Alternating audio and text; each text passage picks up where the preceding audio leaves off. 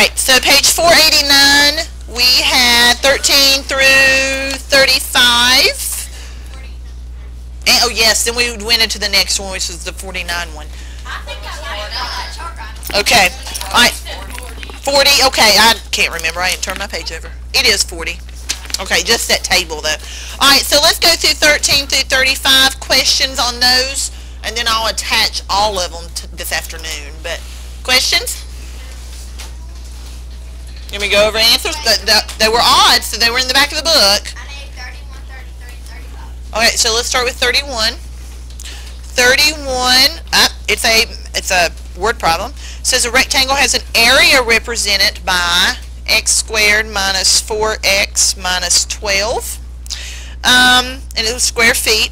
It said if the length is x plus 2, they want us to find what the width is, right? See, this was area, this was length, and they want us to find the width, correct? Well, we know that area equals length times width, correct? So we know that whenever I have to multiply here, I have to come out with this. So let's factor this down. Okay? Let's factor it. So if we have x squared minus 4x minus 12, let's think of our x. We have our 12 here, and we have our negative 4 here. So what two numbers can I multiply to get negative 12? But when I add, I end up getting negative 4. Negative 6 and a positive 2. Would everybody agree when you multiply you get negative 12, and when you add them you get negative 4? Okay, so if I break that down, I have x plus 2 and x minus 6. Well, if they already said the length was x plus 2, what's the width? X minus 6. Okay, so same type of thing, they just kind of gave you the word problem, and they actually gave you the length to make you go in one direction. Okay, which we would have figured it out anyway because there's no other combination that would have gave me that negative 4. Alright. You could have. Okay, we haven't done that procedure yet, dividing. Okay, but you could have. Okay. Alright, any other questions? 33? Okay. Alright, 33 says q squared plus LQR plus 18R squared. Alright, a little different because we have a second variable here. But let's treat it without that for right now. Okay, let's treat it with no r squared. So that told me I have an 18 here and 11. So what two factors do I need to do that? 9 and 2, is that what I heard? Okay, so before I would have had q plus 9, and I would have had q plus 2. But this time it wasn't 18, it was 18r squared. Well, so what that means is I have to put an r with both of those. Because when I multiply my outside terms, would that not give me 2qr? And the inside terms would give me 9qr. So when I add them, I would have gotten 11qr. So just because you have that second variable over here, it just splits just like your q over here does. Okay? So that was a little different, but same type of setup. Yes?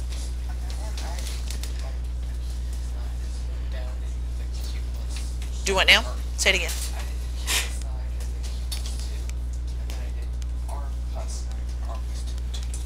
Okay, now just hook the r with your constant there. Okay, just hook your r with your 9 and your 2. If not, you would have gotten two different problems that probably would not have added up to be the same. Okay, by doing your r and q both. Okay? Any other questions? Did I help answer your question for 35 then? Okay, I figured it might. Okay, any questions there? Alright, what about 40? I think I actually got it right. Alright, so you guys checked the answers. Well, no, you couldn't check the answers. Let's go over the answers, okay? And then that way if we need to, because that one was not in the back of the book. Alright, so I'm just going to go across the table. The first time when I multiplied, I got 3x squared plus 5x plus 3x plus 5. And then my final one would have been 3x squared plus 8x plus 5. What's MP? And then m times p would have been 15. And a times c would have been 15. Yes?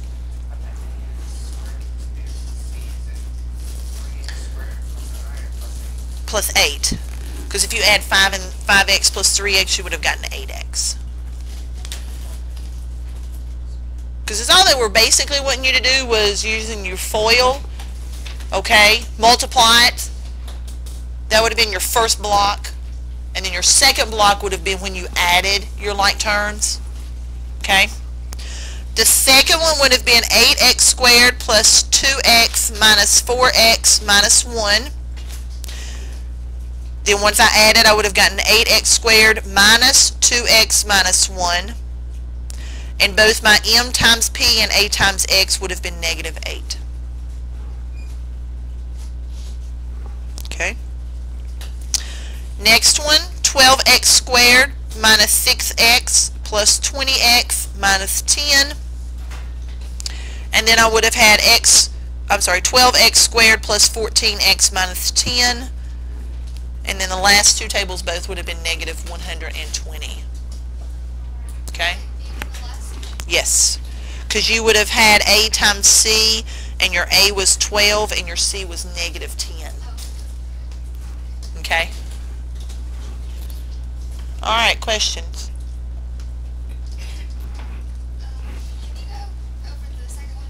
Which one? The 2x minus 1? Yep, I sure can. If I can get my little pencil up here. Alright, so it gave me 2x minus 1, and I was multiplying that by 4x plus 1. So if I do my first two terms, I'm going to do 2x times 4x, which is 8x squared. I'm going to do my outside terms, because I'm using FOIL. So 2x times 1, which is a positive 2x. My inside terms I want to use as negative 1 and 4x, so that's a negative 4x. And then I do my last terms, which is a negative 1 and a positive 1, which is going to be a negative 1. Sorry about that, Mark. So that would have been your first table. Then your second line in your table would have been when I combined it, the like terms. So I would have gotten 8x squared minus 2x minus 1. Then table 3 was saying, what do you get when you multiply your m and your p, which is 2 and negative 4, so you would have got negative 8. And then what would you have gotten if you did a and c when you multiply, which was 8, and negative 1 would have also given you negative 8.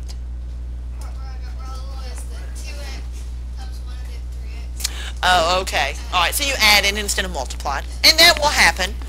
Okay? Alright, any other questions on that? Alright, so that's how you multiply or factor, numbers. And I'm just making that up. Okay? That's how you factor with a coefficient of 1. Okay? I'm going to stop that because we're going to